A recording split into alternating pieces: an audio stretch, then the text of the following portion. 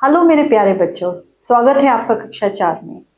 आज हम करने जा रहे हैं आपके विषय सामाजिक में वाणी श्रृंखला हमारा समाज और पर्यावरण से पाठ 1।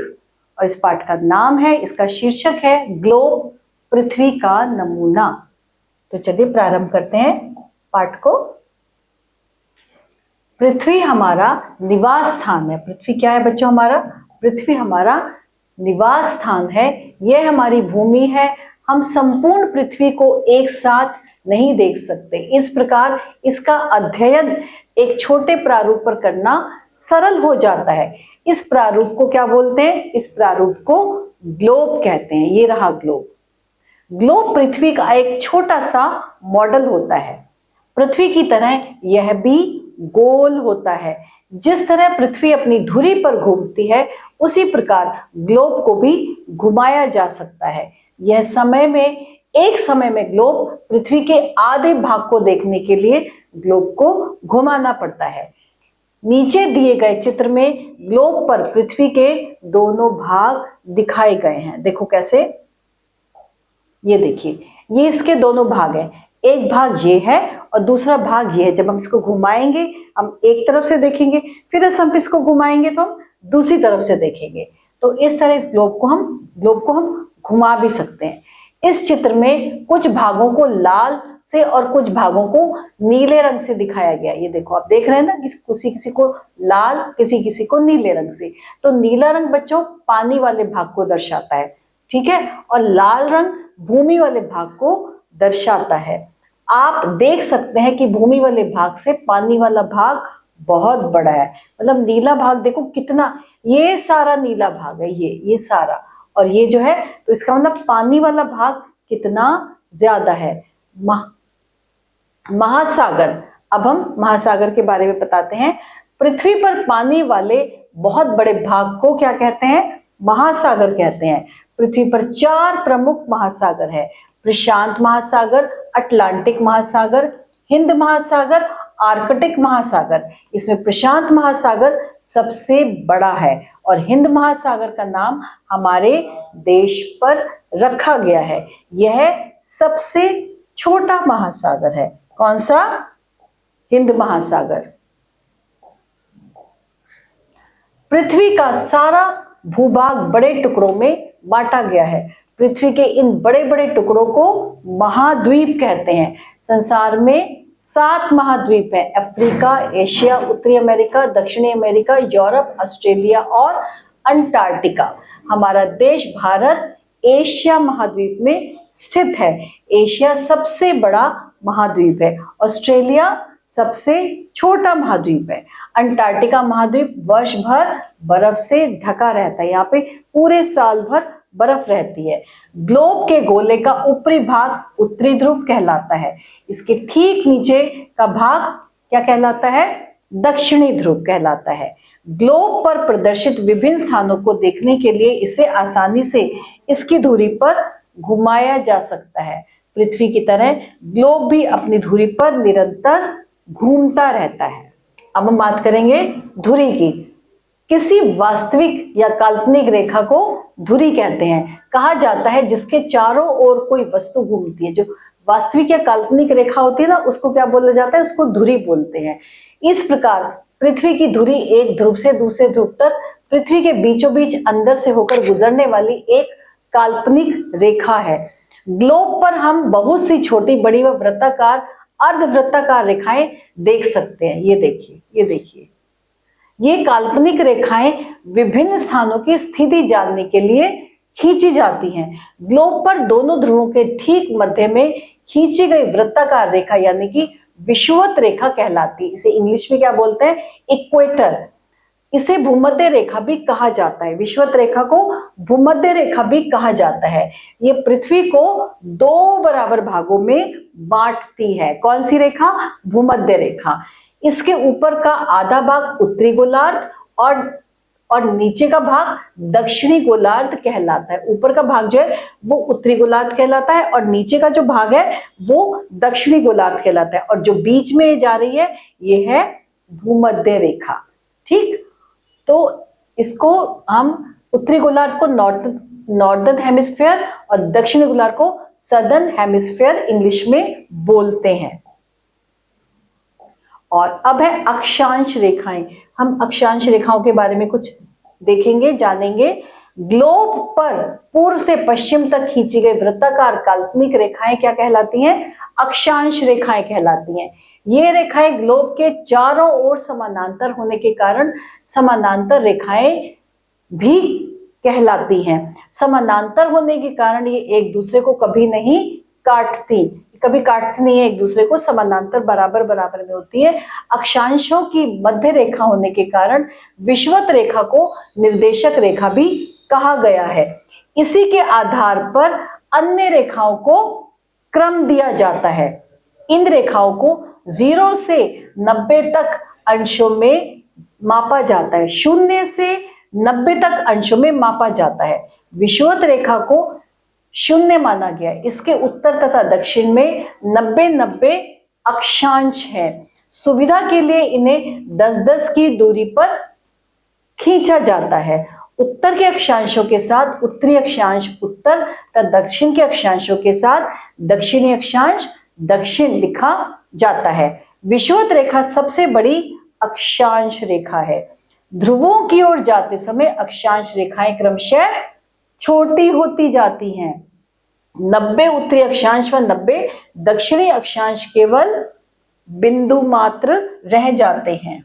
विषुवत रेखा के अतिरिक्त भी कई अन्य अक्षांश रेखाएं महत्वपूर्ण हैं। इन्हें अपने विशेष नाम से जाना जाता है। ये अक्षांश रेखाएं पृथ्वी को विभिन्न जलवायु क्षेत्रों में बांटती हैं। ये है कर्क रेखा जो 23.5 उत्तरी अक्षांश और आर्कटिक रेखा 66.5 उत्तरी अक्षांश, मकर रेखा 23.5 दक्षिणी अक्षांश और अंटार्कटिका रेखा 66.5 उत्तरी अक्षांश। अब हम बात करेंगे देशांतर रेखाएं। देशांतर का शाब्दिक अर्थ देश का अंतर होता है। यहां भी देशांतर को इसी अर्थ में लिया गया है। दक्षिणी ध्रुव से उत्तरी ध्रुव तक लंबवत रेखा लंबवत खींची गई है। अर्धवत रेखाएं देशांतर रेखाएं कहलाती हैं। इनमें प्रत्येक रेखा की लंबाई समान होती है। कौन सी रेखाओं की बात कर रही हूं मैं? देशांतर रेखाएं। इनकी जो लंबाई होती है ये समान होती है। और अब देखिए चित्र में बना हुआ है ये देशांतर रेखाएं। ये एक दूसरे के समानांतर नहीं है। ये सभी रेखाएं दोनों ध्रुवों पर आपस में मिलती हैं। ये मार्ग में पड़ने वाली सभी अक्षांश रेखाओं को काटती हैं। इन्हें देशांतरों के याम्योत्तर कहते हैं। इन्हें देशांतरों के याम्योत्तर कहते हैं। एक ध्रुव से प्रारंभ होने वाले याम्योत्तर परस्पर कोण बनाते हैं। किसी बिंदु पर बने कोणों का योग 360 होता है। अतः प्रत्येक ध्रुव से 360 याम्योत्तर खींचे जा सकते हैं। सुविधा के अनुसार ये 15x15 के अंतर से खींची जाती हैं। ये देखिए आप चित्र देख रहे हैं, इससे आपको बहुत अच्छे से समझ में आएगा। और अब हम बात करेंगे फिर से देशांतरों के सभी याम्योत्तर या रेखाएं लंबाई में बराबर होती है। बच्चों, लंबाई में बिल्कुल बराबर की होती है, कोई छोटा बड़ा नहीं होती। किसी निश्चित अक्षांश पर इनके मध्य की दूरी समान होने के कारण इनकी गणना कहीं से भी प्रारंभ की जा सकती है।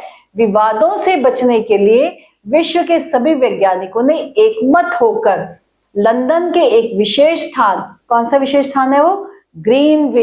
ग्रीनविच वेधशाला से होकर जाने वाली देशांतर रेखा को 0 डिग्री नाम दिया। इसे प्रधान मध्याह्न रेखा या ग्रीनविच रेखा जो है वो कहा जाता है। इस रेखा के दोनों ओर 1 डिग्री से प्रारंभ करके 180 डिग्री तक देशांतर रेखाएं खींची गई हैं।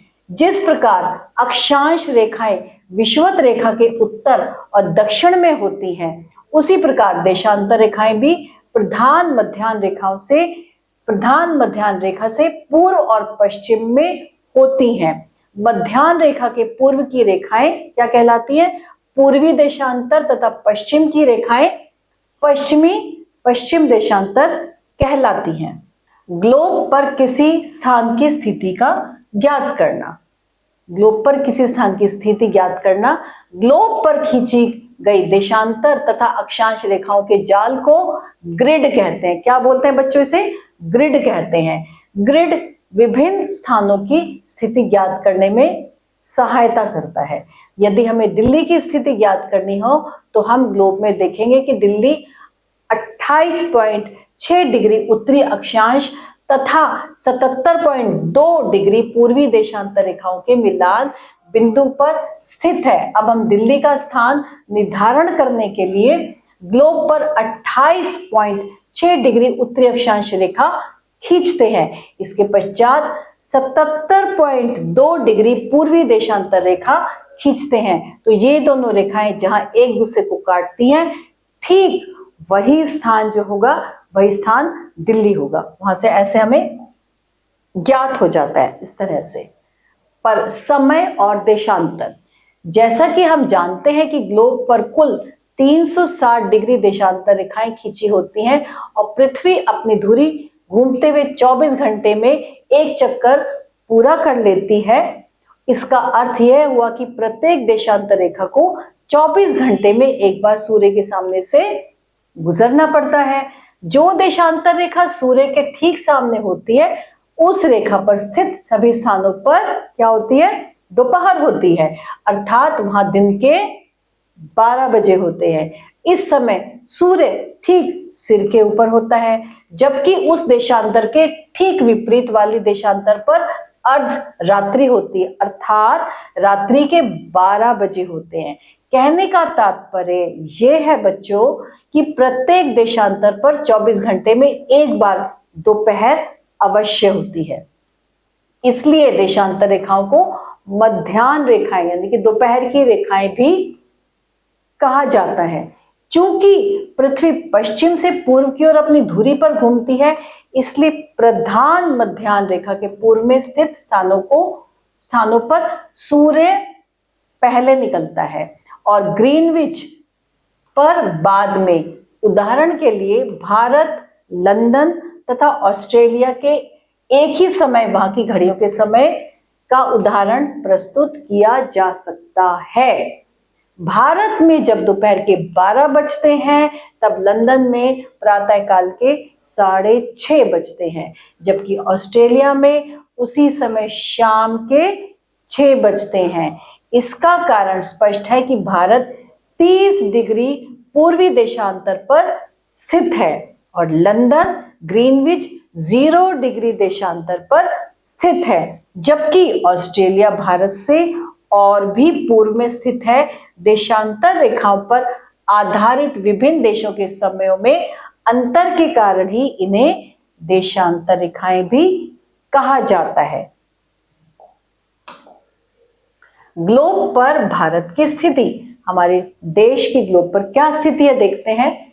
ग्लोब पर जो भारत की स्थिति है वो है हिंद महासागर के शीर्ष पर स्थित भारत विश्व का 7वां बड़ा देश है। भारत का क्षेत्रफल 32,87,263 वर्ग किलोमीटर है। भारत 8.8 डिग्री 4 से 37 डिग्री 6 उत्तरी अक्षांशों और 68 डिग्री 7 से 97 डिग्री 25 पूर्वी देशांतर के मध्य स्थित है। अंडमान निकोबार द्वीप समूह में स्थित इंदिरा पॉइंट भारत का दक्षिणतम बिंदु है। 82 डिग्री 30 पूर्वी देशांतर रेखा भारत की प्रमाणिक देशांतर रेखा है, जो इलाहाबाद यानी प्रयागराज तथा चेन्नई से होकर गुजरती है और कर्क रेखा भारत के लगभग मध्य से होकर गुजरती है। तीनों ओर से सागरों से घिरा होने के कारण भारत का दक्षिणी भाग प्रायद्वीपीय है। इसके तीनों ओर समुद्र स्थित होने के कारण भारत की जलवायु मानसूनी है। यह देश यूरोप से ऑस्ट्रेलिया तथा दक्षिणी और पूर्वी एशियाई देशों के व्यापारिक मार्गों पर स्थित है। भारत की राजधानी सीमा 15,200 किलोमीटर और समुद्री सीमा 6,100 किलोमीटर है। ये देखिए, आप इसमें देख सकते हैं, ये विषुवत रेखा जा रही है, ये मकर रेखा जा रही है, ये प्रशांत महासागर, हिंद महासागर, और ये है पूरा अंटार्कटिक, आर्कटिक महासागर। और अब हम बढ़ रहे हैं पृथ्वी के पूर्वी गोलार्ध में। पृथ्वी के पूर्वी गोलार्ध में भारत को केंद्रीय स्थिति प्राप्त है। इसे एशिया का उपमहाद्वीप भी कहा जाता है। एक भूखंड जो शेष महाद्वीप से पृथक विशिष्ट लक्षणों, ये कौन कौन से, भौतिक, वनस्पतिक, सांस्कृतिक, भौगोलिक आदि से युक्त होता है, वो उपमहाद्वीप कहलाता है। अब इसके महत्वपूर्ण तथ्य हम पढ़ते हैं। ग्लोब पृथ्वी का छोटा सा मॉडल होता है। ग्लोब के गोले का ऊपरी भाग उत्तरी ध्रुव कहलाता है। विषुवत रेखा सबसे बड़ी अक्षांश रेखा है। ग्लोब पर कुल 360 डिग्री देशांतर रेखाएं खींची जाती हैं। अंडमान निकोबार द्वीप समूह में स्थित इंदिरा पॉइंट भारत का दक्षिणतम बिंदु है। अब हम करने जा रहे हैं सही विकल्प पर, हमें सही का चिन्ह लगाना है। ग्लोब कैसा होता है? गोल, अंडाकार, त्रिकोण या चौकोर? ग्लोब होता है गोल। ग्लोब पर कितनी देशांतर रेखाएं हैं? 300, 360, 400, 460। ग्लोब पर है 360 रेखाएं। जल के बहुत बड़े विस्तार को क्या बोलते हैं? महाद्वीप, ग्लोब, पृथ्वी, महासागर, इसको बोलते हैं महासागर। ग्लोब पर सबसे बड़ा वृत्त कहलाता है आर्कटिक, कर्क रेखा, अंटार्कटिक वृत्त या विषुवत रेखा, ये होती है विषुवत रेखा। हिंद महासागर के शीर्ष पर स्थित भारत विश्व का कौन सा देश है? कौन सा बड़ा देश है? पहला, 7वां, 10वां या 15वां? ये है 7वां बड़ा देश। और अब हम करने जा रहे हैं सही वाक्यों के सामने सही और गलत के सामने गलत का। पृथ्वी का बहुत बड़ा भाग महाद्वीप कहलाता है, बिल्कुल सही। ग्लोब के ठीक नीचे का उत्तरी भाग, जी नहीं, नीचे का नहीं, ऊपर का उत्तरी भाग है, तो ये गलत है। ग्लोब कागज जैसे समतल पर खींचा गया एक चित्र है, जी नहीं। पृथ्वी अपनी धुरी पर घूमती है, जी हाँ। भारत का क्षेत्रफल 38, नहीं, भारत का क्षेत्रफल भी गलत है, तो हम इस पर गलत का निशान लगा दिया। और बच्चों इसके बाद है सुमेलित कीजिए। तो ये अभी आपने पाठ पढ़ा, तो ये सुमेलित जो है वो बच्चों आप करेंगे, पाठ को बहुत अच्छे ध्यान से पढ़ेंगे और फिर इसका सही ढंग से मिलान करेंगे। और इसके बाद है हमारा रिक्त स्थानों की पूर्ति। चलिए रिक्त स्थानों की पूर्ति अब हम करते हैं। पृथ्वी पर पाने वाले बहुत बड़े भाग को क्या कहते हैं? पृथ्वी पर पाने वाले भाग को हम कहते हैं महासागर। ग्लोब के गोले का ऊपरी भाग क्या कहलाता है?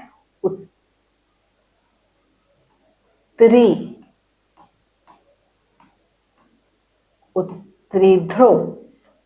प्रधान मध्य रेखा जो उसको कौन सी रेखा बोले जाता है? उस रेखा को हम बोलते हैं मध्य रेखा से होकर गुजरती है। सभी देशांतर रेखाएं समान लंबाई की ही हैं। ग्लोब पृथ्वी का एक छोटा सा मॉडल है। भारत के लगभग मध्य से होकर गुजरती है। कौन सी वाली? और अब हम करने जा रहे हैं रिक्त स्थानों की पूर्ति। पृथ्वी पर पाने वाले बहुत बड़े भाग को क्या बोलते हैं? महासागर। महासागर कहते हैं। ग्लोब के गोले का ऊपरी भाग क्या कहलाता है बच्चों? उत्तरी ध्रुव। उत्तरी ध्रुव। प्रधान मध्याह्न रेखा, प्रधान मध्याह्न रेखा जो है वो होगी विषुवत रेखा से होकर गुजरती है। सभी देशांतर रेखाएं समान। ग्लोब पृथ्वी का एक छोटा सा मॉडल है कर्क रेखा। कर्क रेखा भारत के लगभग मध्य से होकर गुजरती है और पृथ्वी के पूर्वी गोलार्ध, पृथ्वी के पूर्वी गोलार्ध स्थिति में भारत को केंद्रीय स्थिति प्राप्त है। तो बच्चों अभी हमने रिक्त स्थानों की पूर्ति करी। पृथ्वी पर पानी वाले बहुत बड़े भाग को महासागर कहते हैं। ग्लोब के गोले का ऊपरी भाग उत्तरी ध्रुव कहलाता है। प्रधान मध्याह्न रेखा विषुवत रेखा से होकर गुजरती है। सभी देशांतर रेखाएं समान लंबाई की है। ग्लोब पृथ्वी का एक छोटा सा मॉडल है। कर्क रेखा भारत के लगभग मध्य से होकर गुजरती है। पृथ्वी के पूर्वी गोलार्ध स्थिति में भारत को केंद्रीय स्थिति प्राप्त है। तो बच्चों अभी हमने रिक्त स्थानों की पूर्ति करी और अब आ रहे हैं इसके बहुत छोटे से कुछ प्रश्न उत्तर, और इन प्रश्नों के उत्तरों को आप स्वयं देना होगा। तो ये है आपका गृह कार्य। सुमेलित सही ढंग से करेंगे और इन प्रश्नों के उत्तर देंगे। और इसके साथ हमारा ये अति महत्वपूर्ण पाठ यही समाप्त होता है। आभार।